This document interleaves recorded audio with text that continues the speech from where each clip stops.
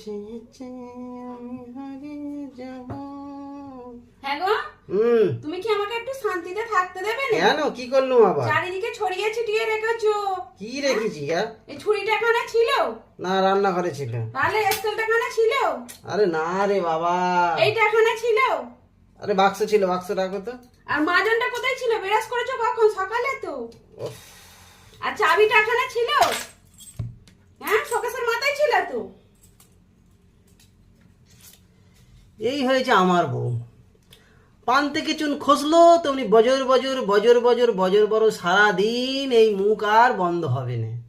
আর ওদিকে দেখো দিনি সন্দীপ দাদার বউ কত ভালো, স্বামীর পেছনে ইডি সিবিআই লেগেছে, জেল খাটছে, তবু বলছে আমার স্বামী নির্দোষ। কত সুন্দর বউ বলো দিনি, স্বামীর একটুও দোষ দেখে নে।